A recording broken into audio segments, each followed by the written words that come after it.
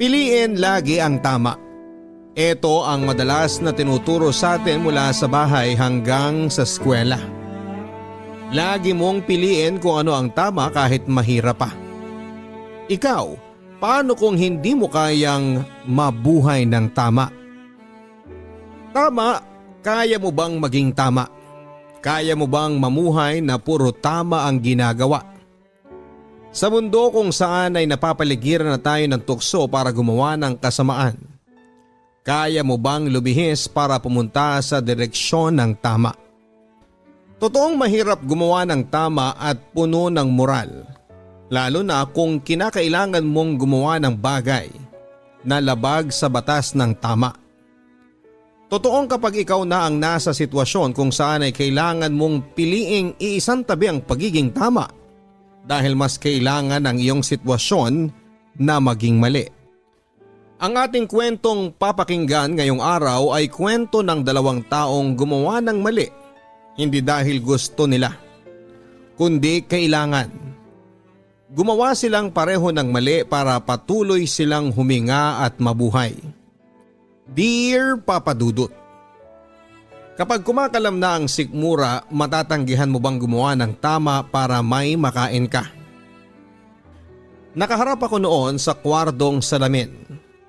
Pinagmamasdan ko ang aking sarili. Kakatapos ko lang umiyak noon dahil hindi ko tanggap ang sitwasyon. Ang sitwasyon namin ng aking asawang si Jimbo. Pinagmasdan kong mabuti ang hindi maayos na kolorete ko sa mukha. Si Jimbo ang nagpahid noon sa akin dahil yun daw ang nakikita niyang nasa mukha ng mga kakilala niya. Wala akong alam sa pag-aayos noon, Papa Dudut. Hindi ako mahilig kailanman na paglaruan ang kolorete sa aking mukha. Ngayon lang dahil kailangan. Nang titigan ko ang aking refleksyon sa salamin ay muli na namang namuo ang mga luha sa aking naniningkit na mga mata. Napansin niyo ni Jimbo kaya naman agad nitong inabutan ng tissue para maagapan ng luhang gusto nang pumatak sa aking mga mata. Paubos na ang tissue na binili ni Jimbo. Halos maubos na rin ang aking kolorete sa mukha. Kaya naman nang matapos akong magpahid ng tissue sa mukha, agad dinampot ni Jimbo ang lipstick para ipahid muli sa aking labing nanginginig. Pinatahan ako ni Jimbo at kailangan na kasi niya yon na maglagay ng eyeshadow sa aking talukap. Hindi niya raw ito mailalagay ng maayos kung patuloy ako sa pagluha. Pinilit kong wag umiyak. Pinilit kong isipin ang masasaya kong araw. Mga araw na wala pa ako sa sitwasyong yon. Yung mga araw na bata pa lamang ako at kasama pa ang mga magulang ko. Yung mga araw na ang tanging iniisip ko ay kung sino ang makakalaro ko kinabukasan. Hindi ang sitwasyon na yon. Hinding-hindi ang sitwasyon na yon. Minulat ko ang aking mga mata. Sa wakas ay hindi na ako tinablan ng luha. Pinagmasdan kong muli ang aking mukha. Napakapal ni Jimbo ang kolorete sa aking mukha. Hindi pantay-pantay ang mga kulay.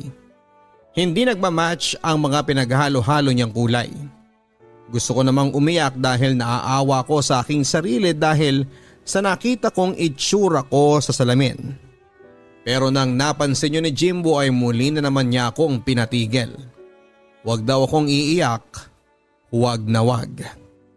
18 lamang kaming pareho ni Jimbo noon nang pasukin namin ang mundo ng pagpo-prostitute. Naaalala ko pa ang kaba at diri sa aking katawan. Nang tikman ako ng unang customer ko na halos mas matanda pa sa tatay ko. Unang kita ko 1,000. Pareho na kaming masaya noon ni Jimbo dahil sa wakas ay nairaos na namin ang gabing yon. Kumain pa kami noon ng pare sa gilid ng motel kung saan ko nakasiping ang unang customer ko. Pareho kaming gutom na gutom noon ni Jimbo.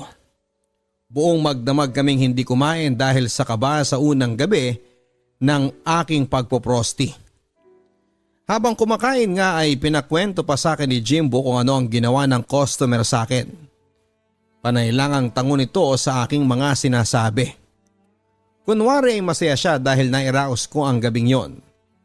Pero kitang kita naman na nasaktan siya dahil may ibang lalaking nakagalaw sa akin bukod sa kanya. High school pa lamang kami ni Jimbo nang nagkakilala kami. Pareho kaming nasa mababang section noon dahil sabi ng mga teacher namin ay may kahinaan ng ulo namin.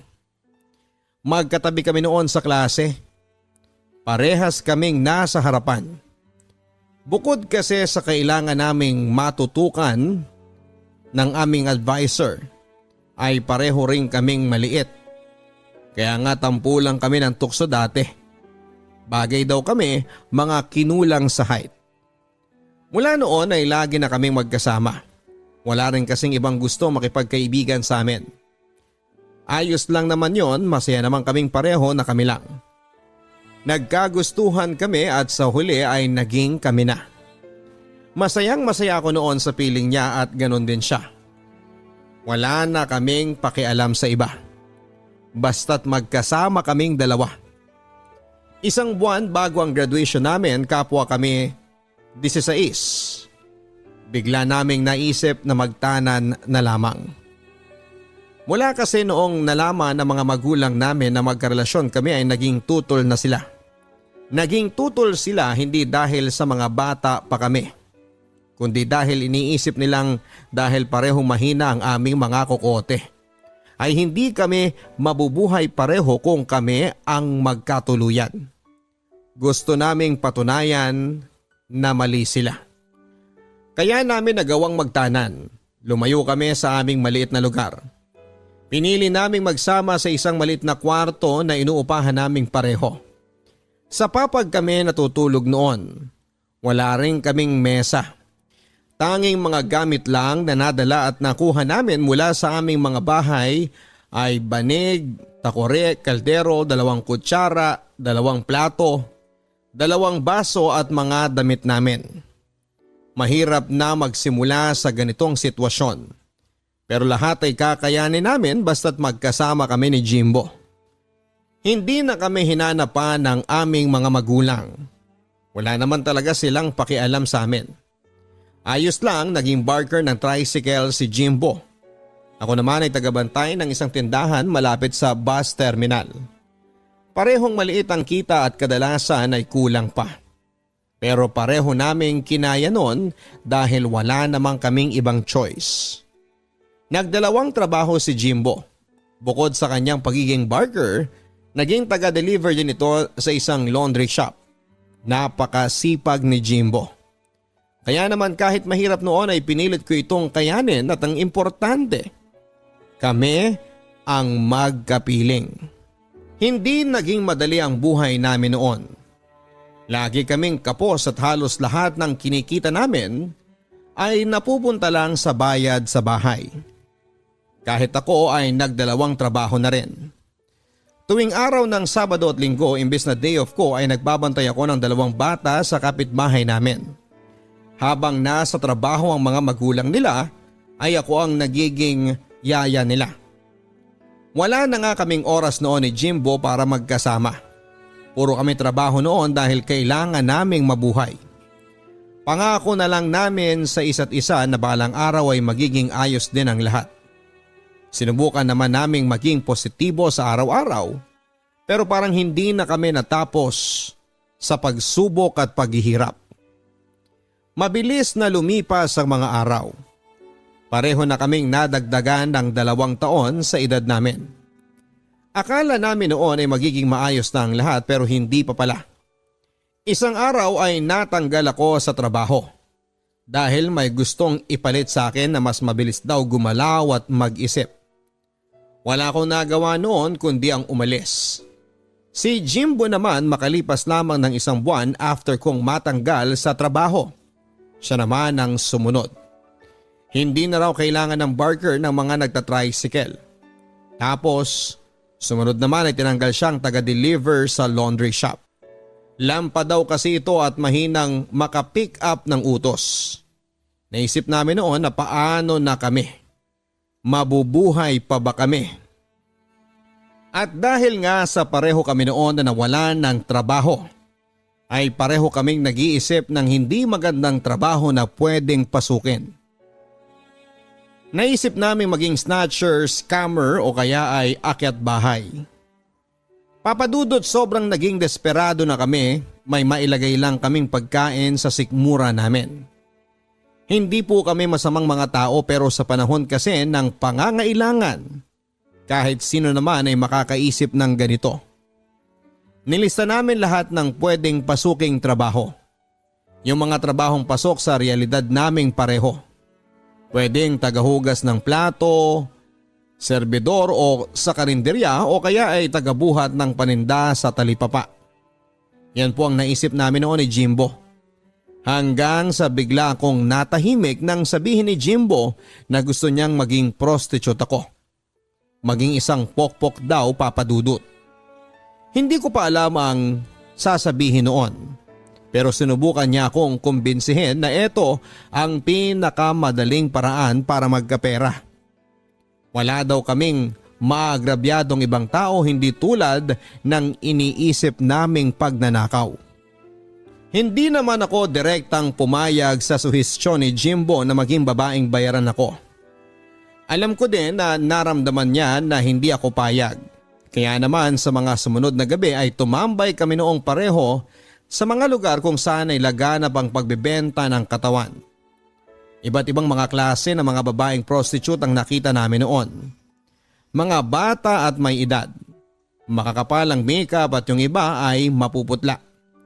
Maiiksi at makikinang ang kanilang suot. Ang mga kuko, kahit na madilim, alam mong matingkad na kulay ang ginamit. Magkakaiba man sila pero iisa ang trabaho nila. Mga prostitute, mga babaeng ginagamit ang katawan para magkapera at yun ang gustong gawin ni Jimbo sa akin. Ilang gabi kaming pabalik-balik noon para obserbahan kung ano ang ginagawa nila. Bukod sa mga prosti, may mga kasama rin sila. Yun yung mga bugaw nila. Sila raw madalas ang nangungumbinse sa mga dumaraang lalaki na patulan ang prosti na hawak nila. Kung ano-anong klaseng pagbebenta ang ginagawa nila. May kama at mabayaran lang ang mga babaeng ito. Sa gabi-gabing pag-oobserba namin ni Jimbo ay nakita namin kung gaano karaming mga lalaki ang naghahanap ng panandaliang aliw sa piling ng mga prosti na ito. Tama nga si Jimbo. Hanggat may mga lalaking ganito, kikita lahat ng prosti sa paligid naming yon. Pinagpraktisan muna namin ng isang gabi. Tumambay kami kung saan nandoon ang mga posible kong makasama na prosti. Hindi pa ako nakakapagsuot ng mga plinano naming isuot ko dahil hindi pa kami nakakabili. Kailangan naming unahin kasi ang pagkain kesa sa mga yon. Ang sabi naman ni Jimbo, kung totoong hayok ang isang lalaki kahit anong suot ko ay kukunin niya ako. Pero hindi kasi ganoon ang nangyari, Papadudot. Nilamok lang kami sa kakahintay noon ng magiging customer ko pero wala eh. May mga dumadaan naman at tinitingnan ako. Yon ang masakit. Tinignan lang ako at base sa mukha nila ay mukhang hindi naman nila ako nagustuhan. Umuwi kaming pagod mula sa pagkakatayo ng ilang oras. Umuwi kaming walang bitbit kundi ang pabagsak naming mga balikat. Nga kami noon. Walang lalaking gustong ikama ako ng gabing yon. Bago matulog sinabi ko kay Jimbo na mangutang na lamang kami para makabili ng mga katulad na suot ng mga prosti na nakasama namin. Tumango siya at inaya na akong magpahinga na. Nangutang kami para ipangbili ng mga idadamit ko at makeup. Sa Divisoria kami namili dahil mura doon. Bumili lang kami ng 3 maiksi at hapit na bestida. Magkakaibang design pero lahat kulay pula. Gusto ko noon na mamukod tangi sa lahat ng mga kasabayan kong prosti.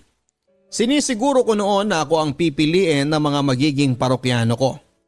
Gusto ko noon na ako ang piliin at balik-balikan dahil ako yung maganda. Ako yung magaling.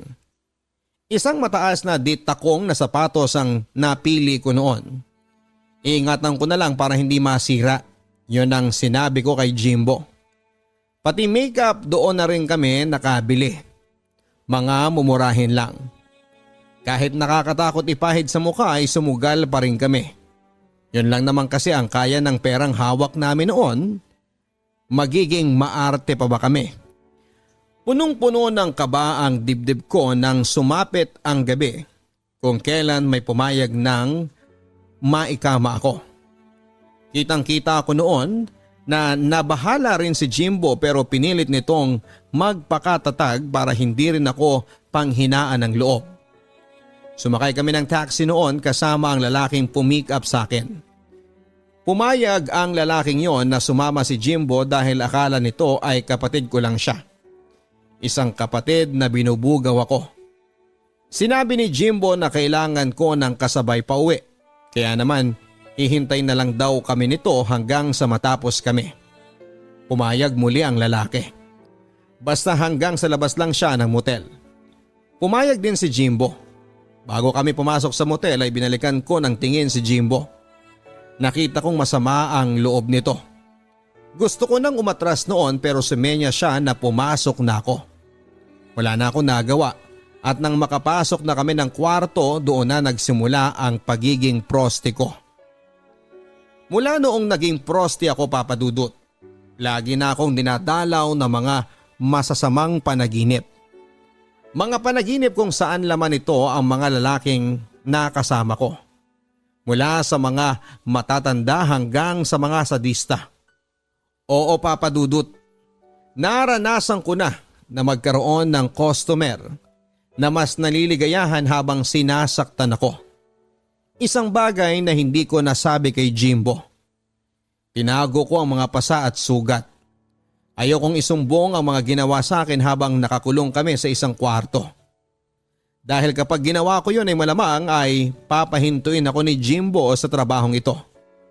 Paano na kami mabubuhay kung mangyayari yon? Ito ang paulit-ulit ko noon na iniisip sa tuwing dinadalaw ako ng masasamang panaginip. Lumipas ang mga araw. Nasanay na ako sa ganitong kalakaran namin ni Jimbo. Siya ang bugaw, ako naman ang pokpok. Malaki na rin ang naging kitaan namin noon. Kilala na rin ako. Isa na ako sa mga pinakamabentang prosti noon. Wala pa rin kaming naging ipon kahit sabihing naging malakas ako sa kalakarang ito.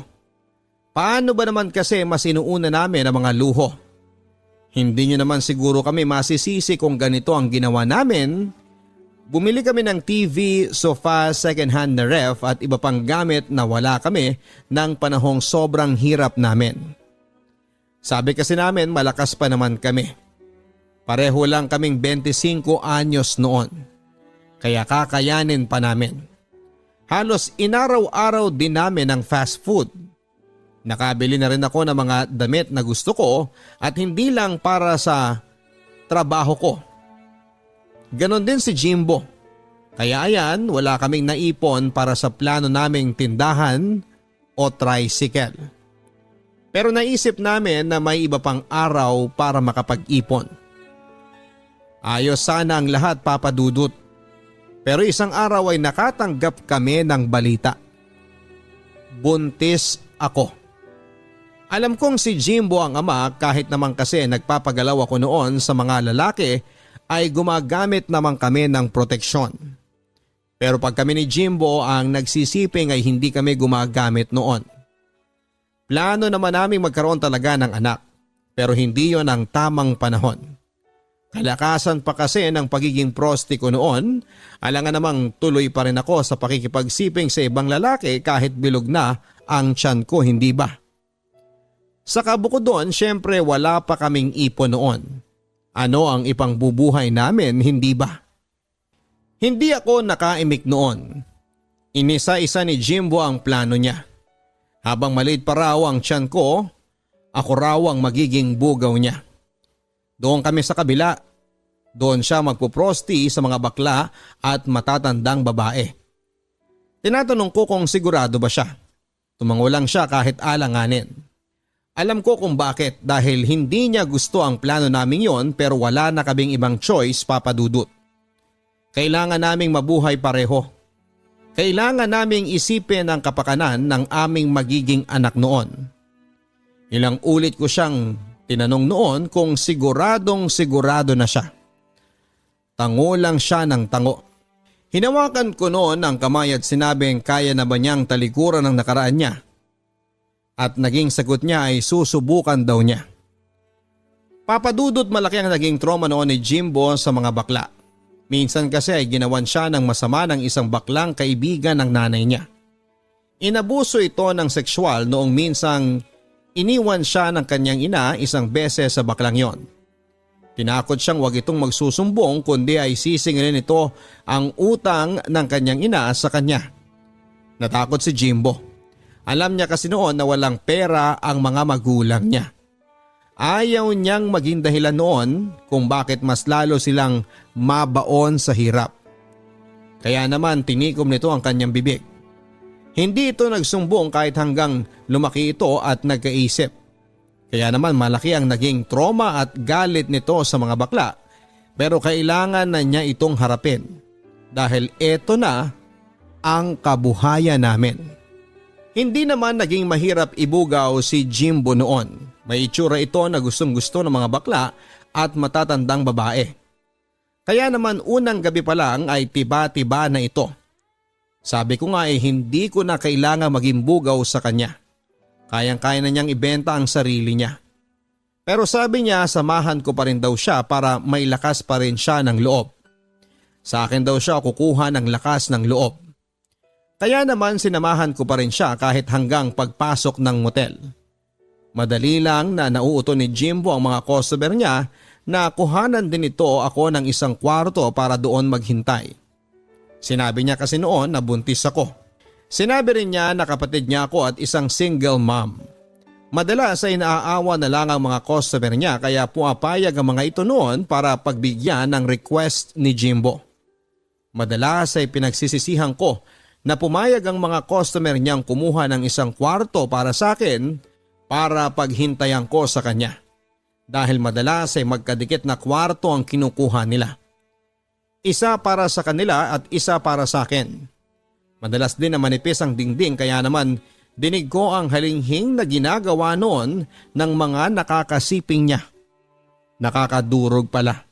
Pero dapat akong masanay dahil eto na ang buhay namin. Mabilis na lumipas ang panahon. Nakapanganak na ako at sinabi ko kay Jimbo na handa na akong bumalik sa pagtatrabaho. Pero tumanggi ito. Sinabi niya na magbantay na lang daw ako sa anak namin. Mas magandang ako ang kasama lagi ng baby namin. Kaya naman daw niyang buhayin kami sa pagpuprosti niya. Sabi din niya sanay na siya sa ganong gawain. Medyo napamukha pa nga nito na mas malaki ang kinikita niya kesa sa akin noon. Natahimik na lamang ako. Alam ko namang hindi niya balak akong saktan sa mga salitang yon. Para hindi na lang lumaki pa ang issue ay tumahimik na lamang ako. Totoo naman ang sinasabi niya, Papa Dudut. Malaki nga talaga ang kinikita noon ni Jimbo. Pero kapalit noon ay hindi niya madalas na pag-uwi sa bahay.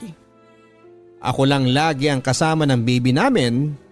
Hindi rin ako makatulog noon kakaisip kung kumusta na ba siya. Kung ayos lang ba siya. Ano na kaya ang ginagawa niya? Tapos na ba sila? Yan ang mga madalas kong tanong noon pero hindi ko magawang sabihin sa kanya dahil ayokong mag-away kami noon. Isang beses akong kinumbinsi noon ni Jimbo na pumayag na. Pinakitaan pa niya ako ng computation kung magkano ang maibibigay niyang pera sa akin. Sinabi rin ito sa akin na pwede naman daw siyang umuwi sa akin tuwing weekends. Payag naman daw yung matandang babaeng yon. Mas lalo akong nagalit sa kanya, Papa Dudut. Ang lagay parang ako pa ang kabit dito. Parang ako pa ang nanghihiram ng asawa. Halos inaraw-araw ako noon na kinukumbinsi ni Jimbo kahit na ilang beses ko na siyang tinanggihan. Kapag ganito na ang nangyayari noon ay magtatampo na ito. Hindi uuwi ng bahay at sigurado ako na kasama niya ang matandang babaeng yon na niyayaya siyang sumama sa kanya. Papadudot malalim ang dahilan ko kung bakit hindi ako makapayag-payag sa gustong mangyari ni Jimbo. Hindi ko kasi alam kung kaya niyang intindihin ang nakaraan ko. Noong bata pa lang kasi ako, papadudot, saksi ako sa ginawang pag-iwan ni tatay kay nanay para sumama sa isang matandang byuda. Nung una, pinakilala lang ito bilang katrabaho ni tatay. Hindi naman nagduda noon ang nanay ko dahil malaki ang naging tiwala nito kay tatay. Pero isang malaking pagkakamali yon sa parte ni nanay. Dapat pala ay hindi siya nagtiwala noon kay tatay. Isang araw ay nagising na lamang ako sa kalagitnaan ng gabi. Nakita ko si tatay na iniimpake ang kanyang mga damit. Narinig ko rin si nanay na nagmamakaawang wag nang ituloy ang gusto niya. Hindi ko noon maintindihan kung ano ang gusto ni tatay. Nakinig pa ako noon. Nagtago ako sa isang lumang aparador na naghihiwalay sa aking kwarto at sa kwarto nila ni nanay. Nakita ko noon kung paanong tuloy-tuloy ang pag-iyak ni nanay. Habang si tatay naman ay blanko lang ang mukha niya. Nang matapos ayusin ni tatay ang gamit niya, lumabas ito ng kwarto. Nakita ako nito at pinagmasdan ng ilang saglit. Bilang isang bata ay hindi ko alam kung ano ang ibig sabihin ng tingin na yon. At yon, papadudot, ang huling beses na nakita ko si tatay. Nalaman ko na nakilive-in na si tatay sa matandang byuda na yon. Kaya ako nagalit dahil sa babaeng yon, wala na akong tatay. Dahil sa babaeng yon ay hindi na ako inalagaan pa ni nanay. Ito ang isang beses at pangyayari sa nakaraan ko kung bakit hindi ko noon magawang pumayag sa gusto ni Jimbo. Paano kung isang araw ay maisip nitong wag na akong balikan at piliin na lamang ang matandang babaeng yon? Iniisip ko pa lang ito noon ay sumasakit na ang dibdib ko. Hindi ko kaya na sa pangalawang pagkakataon ay maagawan ako. Pero mukhang sinusubok talaga ako ng panahon noon. Isang araw ay biglang nagkasakit ng malala ang aming anak. Kinakailangan ng malaking halaga na pera. Nakita itong oportunidad ni Jimbo para mapapayag ako sa gusto niya. Bilang isang ina na nahihirapan noon na makita ang anak niya sa ganong sitwasyon, pikit mata akong pumayag. Agad-agad ay nagtungo si Jimbo sa matandang babaeng yon para humingi ng perang pangbayad sa ospital para sa anak namin. Bumalik si Jimbo at sinabing ako na muna ang bahala sa anak namin. Kailangan daw niyang mag-impake na para makalipat doon sa babaeng yon. Dahil yun na ang naging usapan nila. Wala na akong nagawa pa. Sa paglipas ng mga araw ay pinilit kong sanayin ang sarili kong hindi nakakasama si Jimbo. Tuwing Sabado at Linggo ay nasa bahay siya. Tuloy-tuloy din ang pagpapadala nito ng pera sa akin at tama nga siya. Di hamak na mas malaki ang kinikita niya sa babaeng yon kesa sa gabi-gabing pagpoprosti sa iba't ibang bakla at matandang babae. Kinakailangan kong tanggapin ang sitwasyon namin yon kahit masakit. Si Jimbo na ang nasusunod noon dahil siya ang nag-aangkat ng pera sa bahay. Kaya nga kahit yung hiramin ng anak namin para idala at ipakilala doon sa matandang babae na yon ay wala akong nagawa. Sinabi kasi ni Jimbo para raw mas maging magiliw yung matandang yon sa bata. Mas malaki daw ang ibibigay nito kung sakali na nagkatotoo naman. Dapat bang makontento ako sa ganon? Tinanong ko ang sarili ko. Wala akong naging sagot sa tanong kong yon dahil kahit kailan ay hindi ako makokontento na makihati sa asawa ko. Ang tuwing Sabado at Linggo na pag-uwi ni Jimbo sa bahay ay nabawasan. Naging Sabado na lamang at madalas hapon pa siya kung pumunta noon. Kalahating araw ko lang siyang nakakasama. Nakakasama ng loob pero ano pa bang magagawa ko, hindi ba? Pinilit kong tanggapin na ganon ang mga nangyayari. Ang iniisip ko na lamang noon ay hindi pa rin ito napapabayaan kaming mag-ina. Nagpapadala pa rin ito hanggang isang araw Pati ang perang pinapadala nito noon ay nabawasan na rin. Sinabi niya na malaki raw kasi ang ginastos ng matanda sa bahay. Nahihiya na raw kasi itong humingi ng humingi at naiintindihan ko naman. Pero papadudot ang hindi ko maintindihan noon ay yung isang araw ay bigla itong tumigil ng umuwi ng bahay. Siguro 2 taon na rin mula nang iniwang kami ni Jimbo. Pero yung sakit tuwing binabalikan ko yon ay andito pa rin. Wala akong nagawa noon kundi ang palayain siya. Sa totoo lang ay ilang beses pa ako noon na sumubok na makipagbalikan sa kanya. Alang-alang sa anak namin. Pero maski ang anak namin ayaw na niyang makita pa. Talagang pinanindigan nito na hindi sa kanya ang anak namin. Sobrang sakit nun para sa akin, Papa Dudut. Masakit na nga na iniwan niya ako pero yung ipamukha sa akin na hindi siya ang tatay ng anak ko ay ibang usapan na yon. Lalo na noong ipinamukha niyang naging marumi akong babae dahil kung sino-sino raw ang nakakasiping ko noon. Kaya hindi ko raw siya masisisi kung isipin niyang hindi sa kanya ang anak ko. Oo, naging marumi ako noon. Oo, kung sino-sino ang nakakasiping ko noon. Pero hindi ba pareho naman namin yung ginusto? Bakit kung kailan nakakaahon na siya ay nilulubog na niya ako? Naging mahirap ang pag-move on sa isang relasyong akala mo ay forever na. Mas lalong naging mahirap ang lahat. Lalo't kailangan kong magpakatatag araw-araw para sa aking anak. Opo, aking anak. Kahit kailan ay hindi ko nasasabihing anak namin ito ni Jimbo. Sa akin na lang siya kung ayaw sa kanya ng ama niya. Kinakaya ko ang lahat, mabigyan lang siya ng pagmamahal na alam kong hindi niya nakuha at makukuha sa amang nagtakwil sa kanya. Maraming salamat po sa pagbasa ng aking liham. Roslyn. Sana maging matatag ka, Roslyn, at sa lahat ng mga katulad mong iniwan at pinagdududahan. Maaari ngayon ay maging mahirap para sa iyong makita na may positibo pa sa lahat ng mga negatibong nangyari sa iyong nakaraan.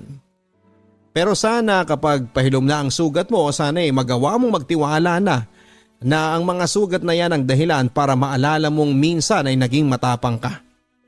Minsan ay nakayanan mo ang lahat.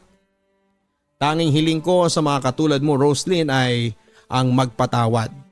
Sana magawa mong magpatawad kahit sa tingin mo ay hindi karapat-dapat sa pagpapatawad mo ang nakasakit sa iyo. Hindi mo man maibigay yan ngayon pero sana balang araw ay magawa mo. Kung kailan totoo at hinug na ang pagpapatawad mo. Maraming salamat sa paghatid mo ng iyong kwento na kinapulutan namin ng aral at sana ay magawa mong maayos ang iyong buhay na minsang sinira ng mga taong hindi marunong magmahal. Maraming salamat sa iyo, Papa Dudut, sa pagpili ng aking storya. Matagal ko na pong nais na ibahagi ang aking kwento at ngayon ko na po i-share sa inyo dahil sigurado na po ako sa ending ng aking story. Dear Papa Dudut, marami ang maaaring manghusga sa mga pinili kong desisyon para sa aking buhay. Marami din ang naging negatibo sa mga konklusyon na akala mo ay kilala nila ako ng lubusan.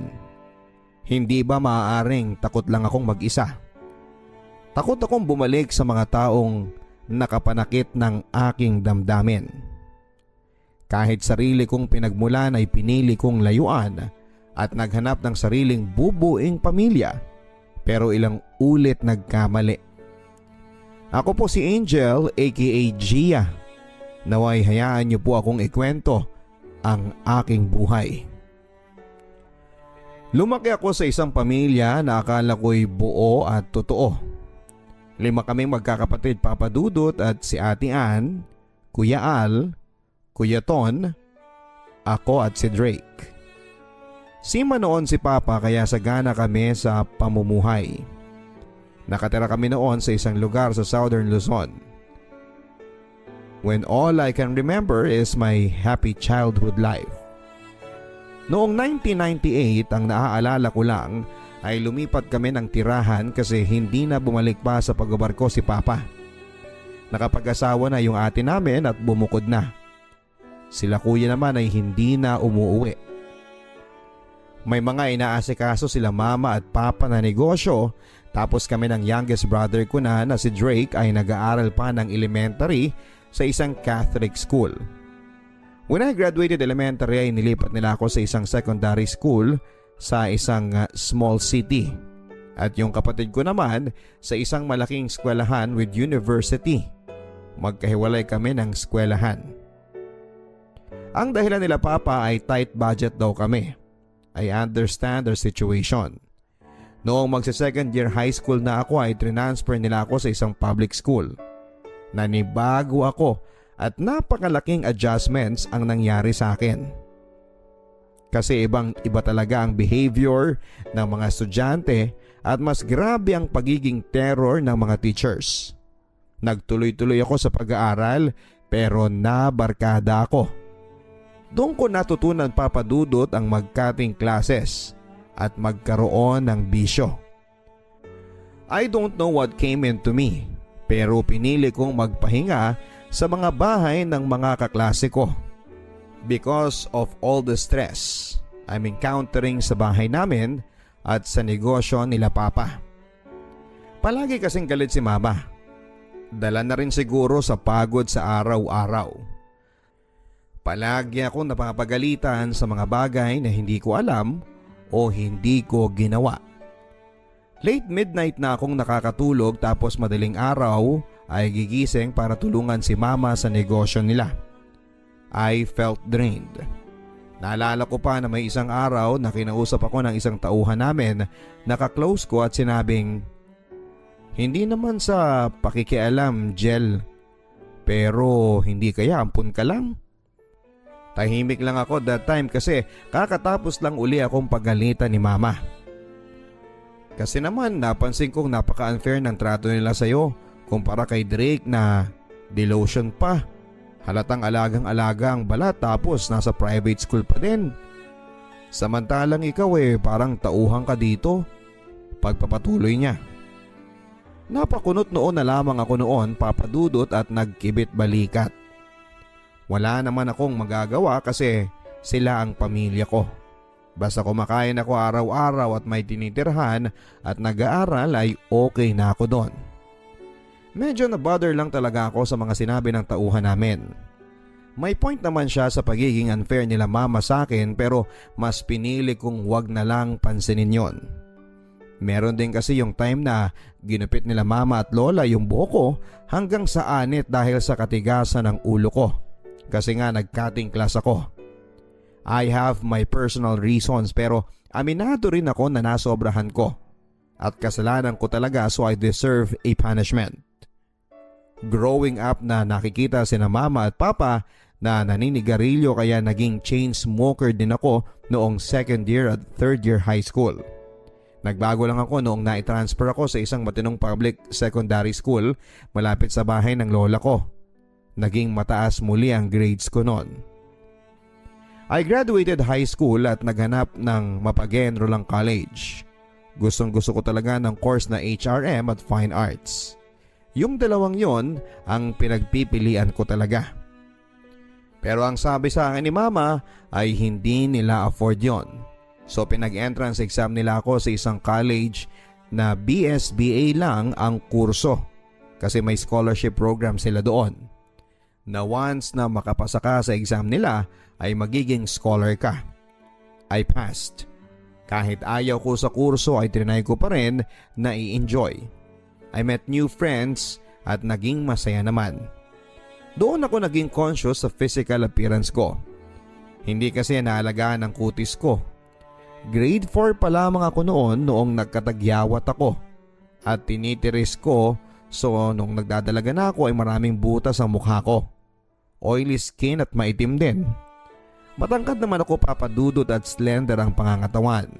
Kaya naman noong nasa college na ako ay natutunan kong mag-mix and match ng mga damit ko at makeup to conceal the blemishes ng mukha ko at pumustura lalo sa paglalakad kasi pencil cut ang uniform namin sa college. During that time ay natutunan ko din na ma-in love. Isa siya sa mga kaibigan ko. Sa first day in college ay nakita ko na kaagad siya. His name is John. Actually marami silang John sa grupo. Naging mas palakaibigan kasi ako noong nasa college na, and we always go sa malapit na mall kapag break namin para magpalamig o tumambay. Nagpapapicture pa nga ako sa photo studio kasi hindi pa uso noong 2005 ang smartphones para sa mga groupie. Palagi kaming may mga kopya ng mga photos at palagi din kaming nagvi-videoke. I enjoyed most of their company. I have this very close friend among the group. Siya naman ay si Iya. Though may mga naging kaklase na rin ako noong high school na kaklase ko din noong college, ay mas naging close ako sa mga new friends ko. Galing kami sa iba't ibang lugar. Like Iya na galing pa siya sa Northern Luzon. Iba ang personality niya sa akin. Mas outgoing siya at mas madaldal. Since siya ang pinaka-close sa akin, napansin niya kagad na may gusto ako kay John.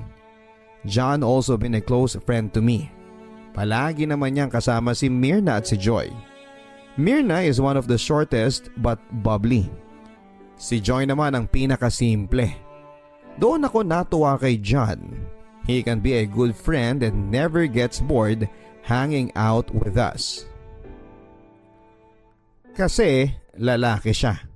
Pero matyaga siyang sumama sa amin sa pag-window shopping at kapag may personal problem ang bawat isa sa amin ay nakikinig siya. Naging sobrang magkalapit kami lalo na noong palagi niyang bitbit ang gitara niya.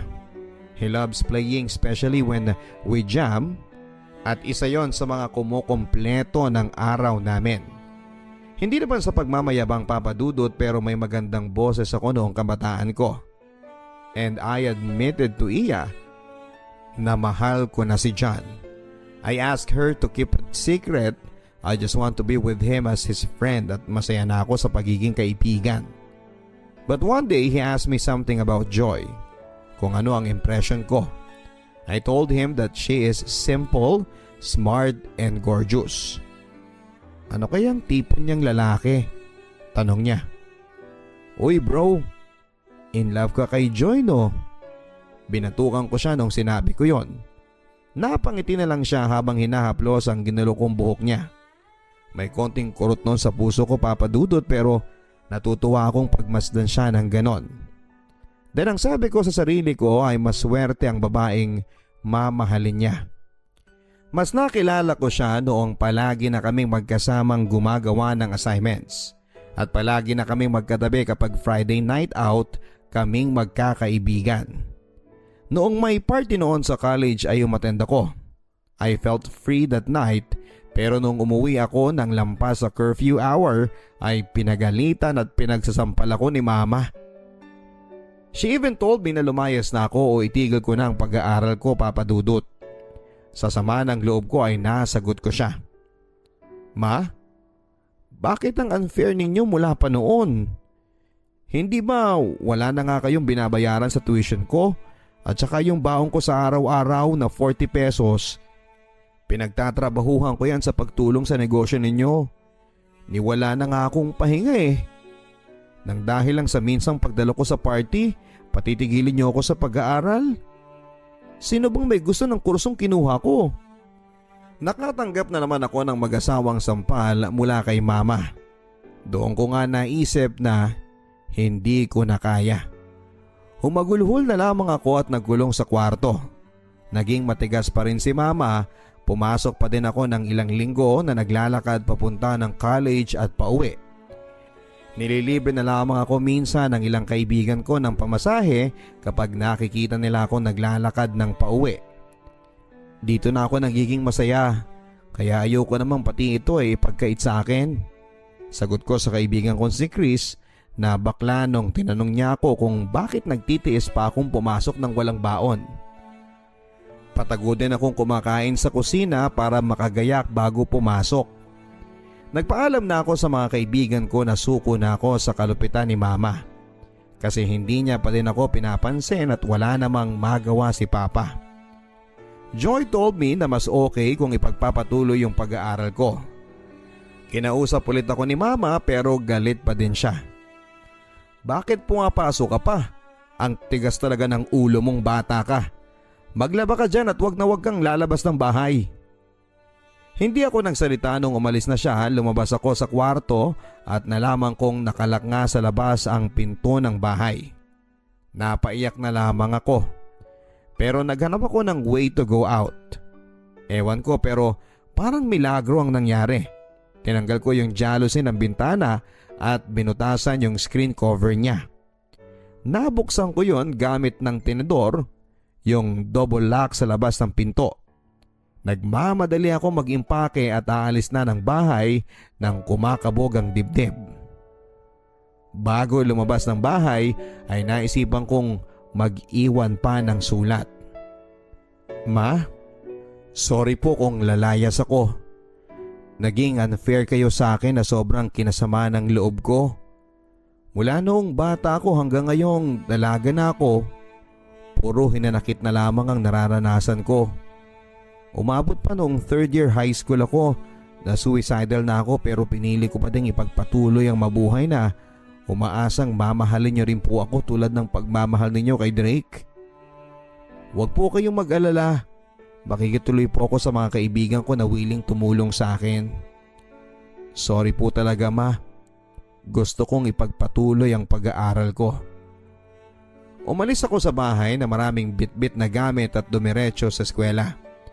Hindi naman ako binigo ng mga kaibigan ko. Pinatuloy nila ako sa mga tirahan nila. Hindi nga lang ako tumatagal kasi hindi sang-ayon ang mga magulang nila sa paglalayas ko. Naalala ko kasi yung sinabi sa akin ni mama na kapag maglalayas ako ay panindigan ko at wag na akong babalik pa. Kaya hindi talaga ako babalik. Nakita ko ng lola ko at kinumbinsi akong tumuloy na lamang sa kanila. Total, sa isang college lang kami ng pinsang ko nag-aaral. Tumira ako sa bahay ng tita ko na katabi ng bahay ni lola. Iba ang ambience, parang mabigat pero no choice ako. Alam kong sinasabi nila lola at tita kay mama na nandun ako. Nakasama ko doon si Ate Aiza, yung favorite cousin ko mula pagkabata. She is my favorite playmate. Sa mother side ng family ko ay komportable pero parang may iba akong napapansin. Marami silang restrictions pero isinawalang bahala ko na lamang yon, Papa Dudut. One day ay tumawag yung nanay ni Ate Aiza. Malapit ang loob ko sa auntie ko na yon kahit sa tawag ko lang siya nakakausap kasi nasa Japan siya. After nilang mag-usap ni ate, pinakiusap nila sa akin. Hello? Kumusta na po kayo? Bungad ko. Angel? Anak? Ikaw ba yan? Tugon niya sa kabilang linya. Umuo ako. Lumayas ka daw kina ate. Ano nangyari? Opo, long story po. Pero gusto ko lang po talagang ipagpatuloy ang pag-aaral ko. Hayaan mo na sila. Huwag ka nang babalik doon. Masama talaga ang ugali nila. Magkano bang tuition mo at ako nang bahala? Para akong nabunutan ng tinig sa lalamunan nang narinig ko yon. Nangilid ang mga luha ko. Thank you po. Yun lang ang naisagot ko sa kanya. May mga sinabi pa siya about sa inis niya kina mama kasi pinabayaan akong lumayas at nakakaawa daw ako. Pero isa lang ang nasabi ko sa kanya. Auntie, pwede po bang mag-request? Ano yun anak? Pwede po bang tawagin kitang mama? Kasi po matagal na akong sabik sa kalinga ng isang ina. Ewan ko ba Papa Dudut pero bigla ko na lang naisipang sabihin yon. Ako naman talaga ang mama mo eh. Sagot niya na kinabigla ko. Po? Paninigurado ko sa mga narinig ko. Akala ko kasi nananaginip lang ako. Anak kita. Kinuha ka lang nila sa akin. Paliwanag niya habang umiiyak. Sino po ang tatay ko? Wala na siya. Huwag mo na siyang hanapin. Pinabayaan niya tayo. Basta ako ang bahala sa pag-aaral mo. Ano bang kurso mo? Padadalhan ko kayo ng Ate Aiza mo ng monthly allowance. Huwag na huwag ka nang babalik doon. Tanging opo at iyak na lamang ang naitugong ko sa mga sinabi ni Mama Vicky. Yung inakala kong favorite auntie ko ay nanay ko pala. At yung favorite cousin ko ay half-sister ko pala. Anak ni Mama sa Hapon si Ate Aiza, pero nagkahiwalay din. May pamilya na si Mama Vicky sa Japan at may 2 anak sa Hapon na asawa niya ngayon. Kinausap ako ni Lola na nang masinsinan na huwag daw sanang sasama ang loob ko sa mga magulang ko. Kako naman ay hindi masama ang loob ko. I became observant kasi parang may napapansin pa din ako sa mga kamag-anak namin. Pero minsan ay binabaliwala ko na lang. Puro kami putok sa buho. Ilang pinsan ko din ang walang ama katulad ko. Naging mas close kami ni Ate Aiza at natutunan ko din yung mga kinahihiligan niya. And I am very glad to be with my sister. May nabanggit din siya na sama ng loob niya sa mga tiyahin namin na nag-aruga sa kanya. Kaya mas nag-observe pa nga ako. Istrikto sila at maraming limitations sa amin. Pati yung pinapadalang pera ni Mama Vicky para sa allowance ko ay hinihigpitan nila. Being a college student ay marami talagang dapat bilhin pero mas mahigpit si tita at walang magawa si ate. Tahimik lang akong nagmamatiyag. Pumapasok tapos ay uuwi, ganoon lang ang naging routine ko. Doon ko din naman naranasang mabilhan ng magagandang damit at sapatos dahil may naibubukod naman si ate para sa pambil namin ng mga gamit. Pero dumating ang isang araw na nagkaroon ng krisis o problema sina tita at parang naibunton lahat ng sisi sa pagtira ko doon. Nagbalak ako papadudot na umalis at gusto ni ate na sumama. Nalaman ni tita yung balak namin na yon at pinagalitan ako. Kung lalayas daw ako ay huwag ko daw isama sa kalokohan ko si Ate Aiza. So pumasok ako after that tapos ay hindi na ako bumalik sa kanila. I've dealt with so much stress sa pinanggalingan ko. Naisip ko na baka pabigat nga lang talaga ako sa mga kamag-anak ko. Naikwento ko ang lahat ng ito sa mga kaibigan ko, especially kay Joy, kay John at kay Iya. Nakituloy muli ako sa mga kaibigan ko. Dumalas na rin ang pagjamming o inuman namin sa bahay nila John. Isinantabi ko na lamang ang problema ko sa pamilya ko at mas pinili ko na mag-enjoy. Isang araw papadudot ay nagpatulong si John sa amin kung papaano ligawan si Joy. Nakangiti akong in-advise sa kanya mga dapat gawin sa panliligaw kahit na wala pa akong experience na maligawan. Masaya akong makita si John na in love kay Joy kahit naaawa sa akin si Iya. Sinabi kong masaya ako at mas magiging masaya kung magkakatuluyan sina John at si Joy. Nung isang araw na nagpasama ako kay John sa bookstore ay ayoko pang umuwi. Sumama muna ako sa kanya sa bahay nila. 2 lang kami at sobrang tahimik, unlike noong nagja-jam kami doon with our friends na sobrang saya at may ingay. Sa sobrang pagod ko sa buong maghapon at sa eskwela at paglilibot sa mall ay inantok ako at natulog sa kwarto ni John. Natural na lang sa amin yon kasi ilang beses na rin akong natulog doon. Humiga din siya tulad ng dati. Hindi ko na pinansin yon basta ang nasa isip ko ay matutulog lang kami. Hindi ko na malayan kung anong pumasok sa isip naming dalawa at nagdikit ang aming mga labi. At noon nga papadudot ay may nangyari sa amin. Siya ang unang karanasan ko. Napakalaya ko sa mga oras na yon at walang dala-dalawang isip na naibigay ko ang sarili ko at pagkabirihin ko kay John.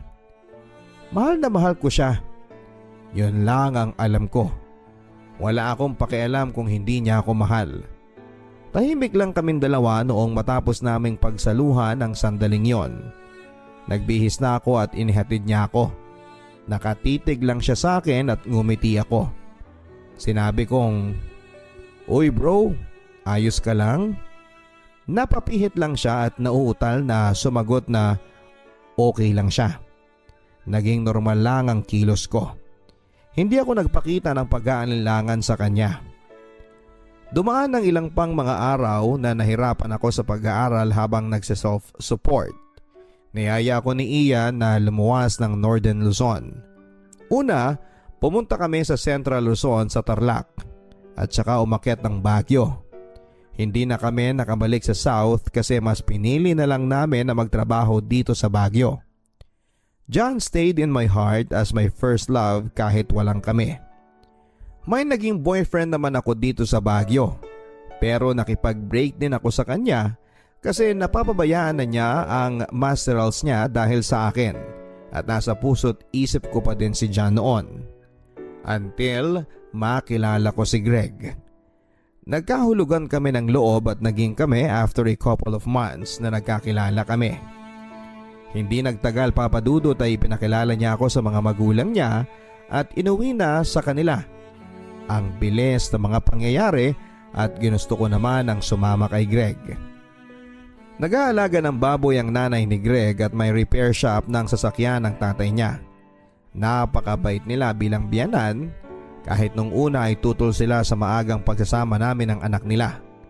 Alam nila ang nangyari sa amin sa Maynila.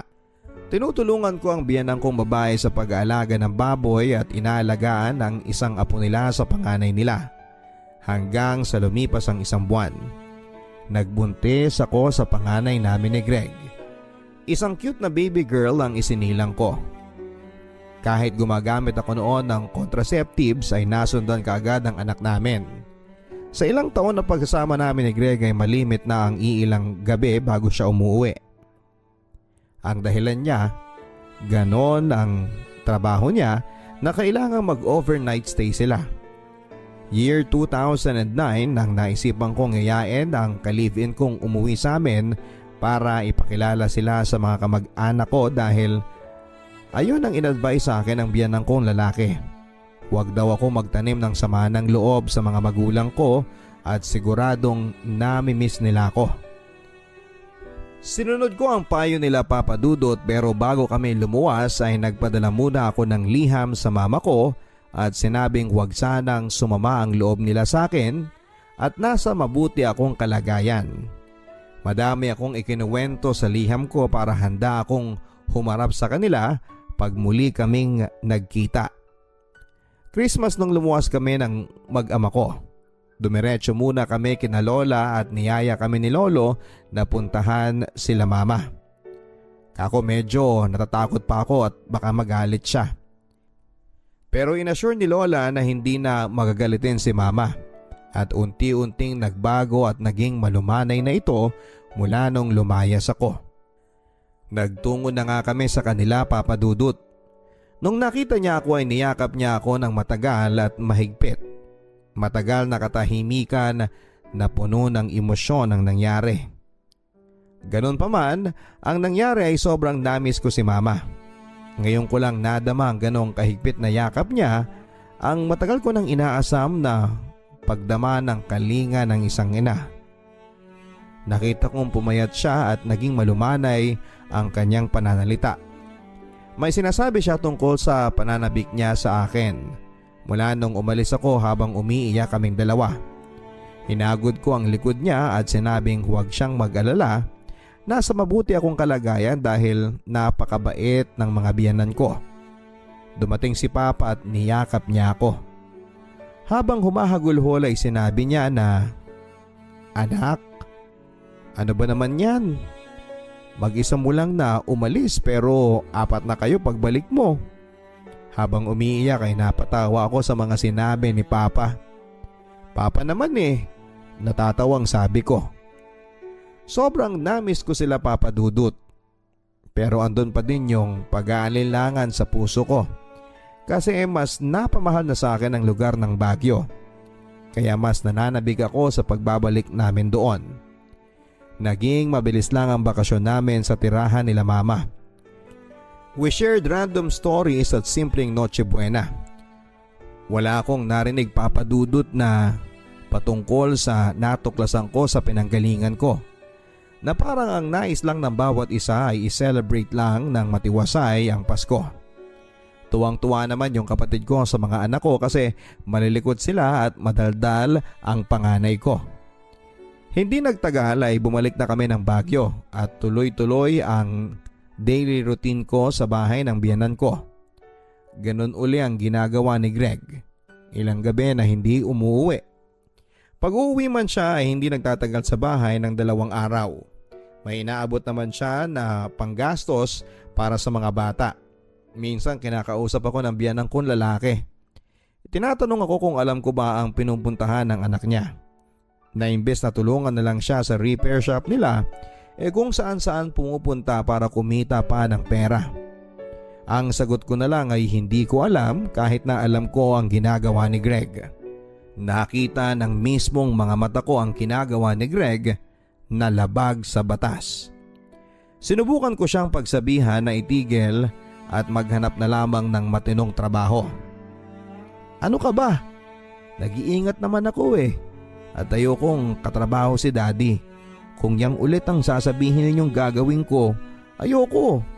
Alam niyo naman na hindi kami magkasundo. Laging sagot niya sa akin. Nakakalungkot pero hinayaan ko na lang siya kahit labag sa loob ko. Despite all the care and love I gave him, may nagagawa pa pala siya na hindi maganda maliban sa gawain niyang labag sa batas. Sabi nga ng iba na kapag kinutuba ng babae ay nagkakatotoo. Napapansin ko na rin sa kanya na may ibang kinakahumalingan siyang babae. Dahil nung pinanganak ko ang pangalawang anak namin ay nakipag-meet pa siya sa babae habang naglilibor ako. Nalaman ko yon nung chinek ko ang cellphone niya noong umuwi na kami mula sa ospital. Mga ilang beses na rin kaming nagkakasagutan sa iba't ibang bagay. Kung bibilangin siguro nakalima na siyang babae at ang pinakahuli ay yung hindi ko nakaya. Nakipaghiwalay na lang ako sa kanya. Umuwi ako kina mama at nagtrabaho sa Maynila. Ilang buwan ako nagstay kina mama. Isang araw ay kinausap ako ni mama. Unexpectedly ay inungkat niya ang nakaraan. Alam mo ang nangyari. Gusto ko lang malaman mo na hindi kami nagsisisi na inangkin ka namin. Kagustuhan din yun ni Vicky. Magpa-flight na siya at since sabi kami ni Papa niyo na magkabibi muli, kaya pumayag kaming kunin ka. Tahimik lamang ako habang nagpapaliwanag si Mama. Ang tanging naitanong ko lang ay kung sino ang totoong tatay ko. Hindi rin daw niya alam. Napakibit balikat na lamang ako. Sinabi pa ni Mama na sana ay huwag daw sumama ang loob ko. Ma, naging mabuting ama si Papa sa akin at tinuring niya akong kadugo niya. Never ko pong naramdaman mula sa kanya na iba ako. Kaya wala po akong rason na magtanim ng sama ng loob. Sumang-ayon na lamang si Mama sa mga sinabi ko. Tumango na lamang ako kasi gano'n naman talaga. Susunod na lang ako sa utos. Dumaan pa ang ilang buwan papadudot pero hindi ko pa rin sinasabi na nakipaghiwalay na ako kay Greg. Bumalik na ako sa Baguio at nagsimulang muli dahil hindi ko natiis ang pananabig sa malamig na lugar at tahimik na malayo sa magulong buhay sa Maynila. Masyado kasing madaming sikreto na ayaw nilang sagutin sa Maynila at puro panghuhusga mula pa mismo sa ibang kamag-anak namin ang naririnig ko. Na ang alam lang nila ay puro lang kalokohan ng ginagawa ko. Tao lamang ako at naghahanap ng tunay na pagmamahal. Naging masaya naman ako sa unang inibig ko kahit iba ang minahal niya. Nabigo ako sa unang pagbuo ng pamilya. Napapatulala na lamang ako kadalasan sa kakaisip sa mga nangyari. Tanging ang malamig na simoy ng hangin dito sa Baguio ang nagpapamanhid ng aking damdamin. Ipinagpatuloy ko ang mabuhay na mag-isa papadudot nang makilala ko si June. Sumugal muli ako sa pag-ibig. Ewan ko pero parang naisip ko kung kaya ni Greg na magmahal ng iba. Kaya ko din. Nagkaanak kami ni June at nagsama. Sumama ako sa kanya sa Mountain Province at doon ay natutunan ang trabahong farm. Mula sa pagbubungkal ng lupa hanggang sa pag-harvest ng gulay. Mahirap pero kinaya ko. Sobrang adjustments talaga ang naranasan ko. Pati sa pagluluto ay kailangang magsibak ng kahoy. Okay lang sa akin yon kasi ginusto ko nga. Nang 3 taon na ang anak namin ni June ay nabuntis muli ako ng hindi napagplanuhan. Na-depress ako kasi hindi ko pa nabibisita yung mga anak ko kay Greg. Nung kinuha ko kasi sila noon sa biyenan ko ay nakiusap sila na ibalik ko kasi hindi nila kaya na wala ang mga apo nila. Nagkasundo kaming lahat na nasa poder nila ang mga bata basta bibisitahin namin upang hindi kami makalimutan ng mga anak ko. Sa sobrang hirap ng buhay, matagal ko na silang hindi nabibisita. Naipasyal ko pa sila noong mahigit 1 taon na yung pangatlong anak ko at nabilhan ng mga gamit. Ngunit ngayong magdadalawang taon ko na silang hindi nakikita ay sobrang nalulungkot ako. Patuloy pa din ang pagtulong ko kay June sa vegetable farm. Pero noong last trimester na ng pagdadalang tao ko ay maaga akong nag-labor. Itinakbo nila ako sa ospital at na-confine ng 3 linggo kasi kulang daw sa buwan ng baby ko pero naka-open na ang puwerta ko. Kailangan ko daw ng complete bed rest at maraming medication para lumaki ng tama ang baby o maging fully developed bago ko siya ipanganak. Ang hirap ng naging sitwasyon ko, Papa Dudut. Naiinis ako sa sarili ko kasi sobrang tanga ko. Ngunit mas naging priority ko ang batang nasa sinapupunan ko. Kailangan ko siyang ipanganak ng malusog at maayos. After giving birth sa pang-4 na anak ko, nalubog kami sa utang. Walang matinong trabaho si June. Lumuluwas siya para maghanap buhay pero kulang pa din. Nagkapera ako after ng ilang buwan at ako na ang nagbayad ng mga utang namin. Naging sobrang dependent si June sa kakayahan ko. I felt drained habang inaalala ang mga nagawa niya sa akin habang nagsasama kami. May minsang na-diagnose siya with gonorrhea, tinanggap ko pa rin siya. Kahit pa nung ilang beses na niya ako muntikang mapagbuhatan ng kamay ay tiniis ko yon. Kahit wala na kaming maiulam at umiiyak ang anak ko kasi hindi ko maibigay ang gusto niyang ulam, pinagtsatsagaan ko yon. Kahit kinukutya ako ng nanay niya ay tinitiis ko. Iniwan niya pa akong mag-isa noon sa ospital para makipag-inuman at ginastos ang pinadala ng ate ko na gagamitin ko sanang pambili ng gamot at pagkain. Tapos ay lumuwas siya para daw magtrabaho pero minsan sa 1 buwan ang padala niya ng 1,000 lamang.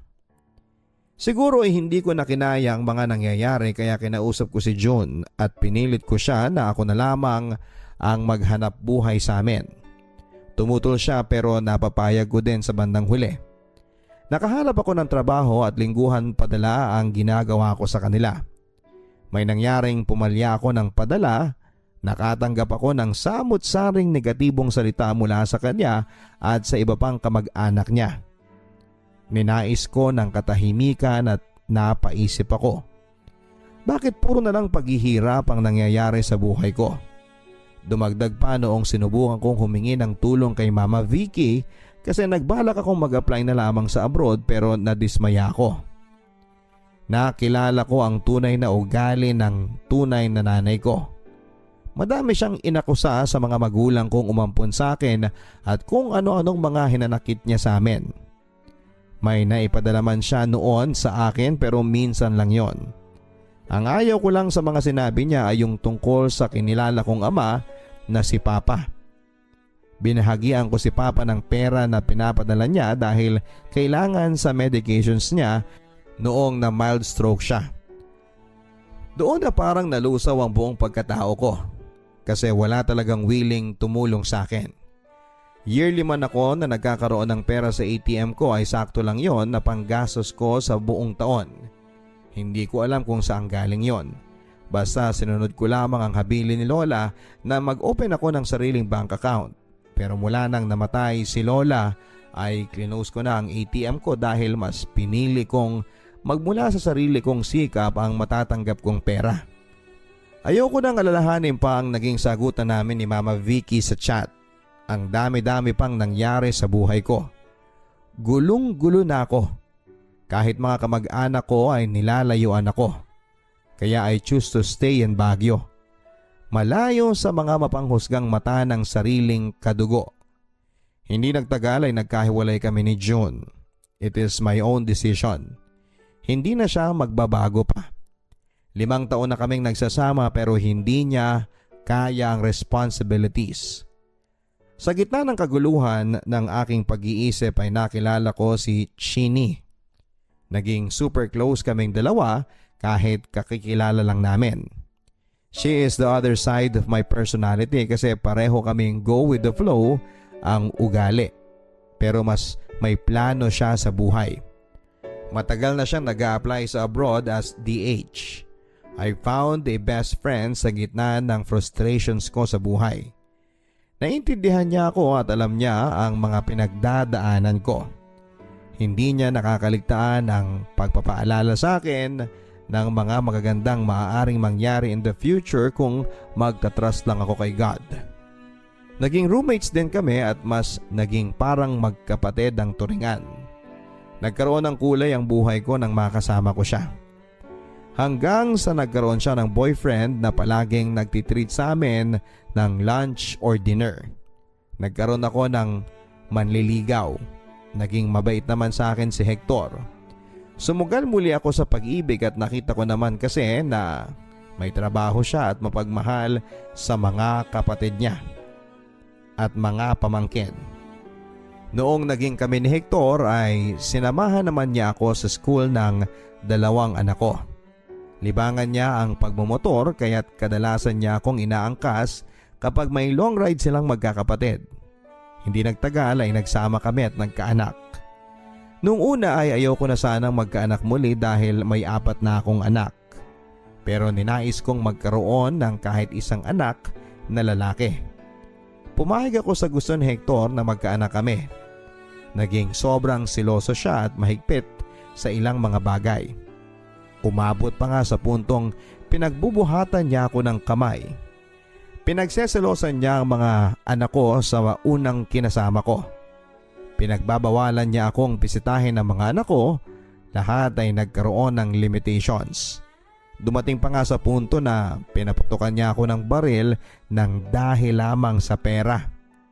Napapayak na lamang ako minsan habang iniisip ang mga pagkakamali ko sa buhay. Sa pagiging tanga, mapagtiwala at sa pagiging sabik sa pamilya. Ngunit bigong-bigo ako. Mas lalo ako nawala ng pag-asa nung sunod-sunod na ang pag-aaway namin. Sa tuwing uuwi siyang lasing, nanginginig ako sa takot. Pinakahuli na ang tangkain niya na patayin ako sa harap ng anak ko. Kinabukasan noon ay tumakas ako. Noong nasa biyahe ako ay humahagulhol ako habang iniisip ang kamalasan ko sa buhay. Naalala ko ang mga pagmamalupit sa akin nila mama noon, ang panghuhusga sa akin ng mga kamag-anak ko, ang rejection ng tunay kong ina, ang mga bigong pag-ibig ko at ang mga anak ko na napapabayaan ko na. Namasukan ako at nagsimulang muli sa tulong ng ilang kaibigan at lalong-lalo na ang Panginoon. Regular na muli ang pagpapadala ko ng sustento sa mga anak ko. Naging emosyonal ako noong minsang dumalo ako sa fellowship na dinaluhan ng mga anak ko. Ang sabi ng pastor ay God will provide. We should not worry. Sa dinami-dami na mga nangyari sa buhay ko ay hindi ako pinabayaan ng Diyos. Binibigyan niya ako ng pag-asa. Kahit ginugulo ako ni Hector na makipagbalikan sa kanya, ay naging matigas ako sa desisyon ko na hindi na bumalik pa sa kanya. Tama na ang mga maling desisyon ko dahil sa kagustuhan kong magkaroon ng sariling pamilya. Hindi lang ako ang nagsasuffer kundi ang mga anak ko. Naalala ko pa noon na sinabi ng tito ko na umuwi na lamang sa amin. Umayaw ako papadudot at mas pinili kong maging matatag sa bawat problemang ako din ang may gawa. Ayokong umuwi ng may problema. Gusto kong masaya lang. Kaya nagpatuloy pa rin ako sa bagong hamon ng buhay. Nawili ako papadudot sa pakikinig ng radyo. Mula noong 2016 ay naging avid listener na ako hanggang sa ngayon. Naging active texter at bumabati at nagbibigay ng advice sa Talk to Papa with the code name of Ate Gia ng Baguio. Mostly ay binigyan ko ng advice yung halos pareho sa mga pinagdadaanan ko, and also ay based on my own experiences in life ang mga pinapayo ko. Dito ako mas nalilibang. Maraming bumabati sa akin kahit na hindi nila ako lubusang kakilala. I met new friends at kahit mga DJ sa radyo ay naging kaibigan ko na rin. Dito ko naranasan ang tunay na saya. Ang tumawa ng malaya at walang pag-aalinlangan. Ang ipakita ang totoong pagkatao ko. Ibang-iba si Angel na magulo ang buhay kumpara kay Gia na masiyahin at malayang gawin ang gusto niya. Gia is the matured feature of Angel na sigurado na sa plano sa buhay. Ang gaan-gaan ng feeling ko bilang si Gia papadudot. Hindi ko namang kinakalimutan ang mga old friends ko pero mas naging totoo ako sa sarili ko with my new friends. My best friend Chini still supports me kahit nasa Hong Kong na siya.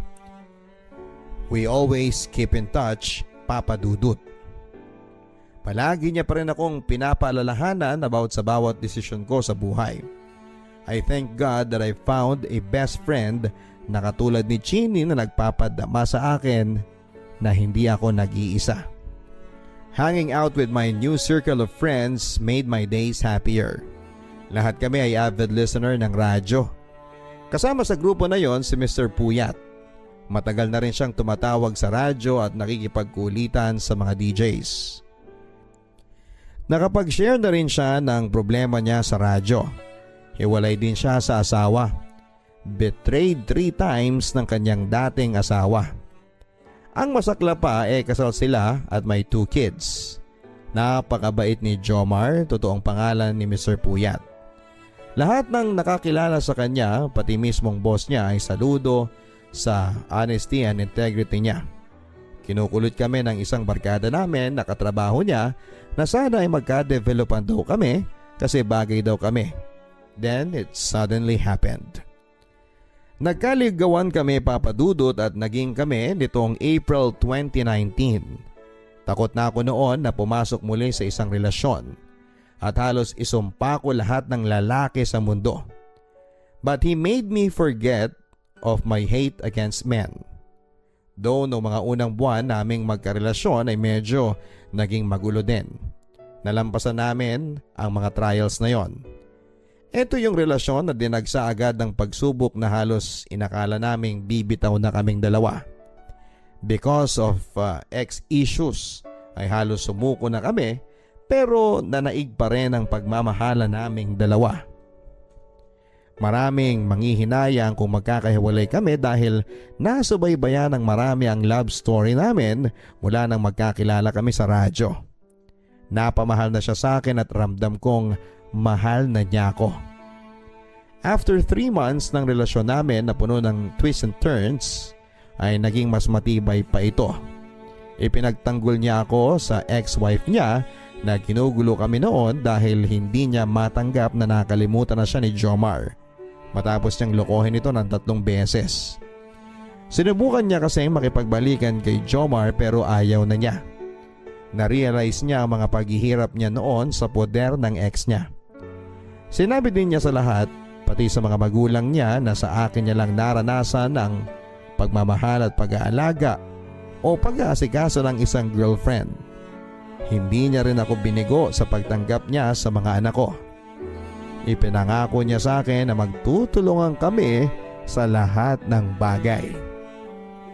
At hindi ko mararanasan sa kanya ang mga masasamang naiparana sa akin ng mga ex ko. Hindi niya ako binigo. Pinadama niya sa akin ang tunay na pagmamahal na matagal ko nang inaasam. Ika nga ng mga DJ na kami daw ang couple of the year. Maraming sumabaybay sa love story namin na kapwa listeners at kadalasan ay nagchat-chat sa amin. Sobrang pasalamat ko sa Panginoon at ibinigay niya sa akin si Mr. Puyat. Ngayon ko natatamasa ang pag-ibig na matagal ko nang hinahanap. Yung aalagaan ako at proud na sabihin sa buong mundo na ako ang babaeng minamahal niya at bumubuo ng buhay niya. Hindi man kami perpekto bilang tao ay maligaya kami sa piling ng isa't isa. Magkahawak ang kamay naming hinaharap ang mga pagsubok at sabay naming tinutupad ang mga pangarap. Wala na akong ibang hihilingin pa, Papa Dudut, kundi ang patuloy na paggabay ng poong may kapal. Nagpapasalamat din kami sa lahat ng mga kaibigan namin at itinuring na pamilya dito po sa Baguio.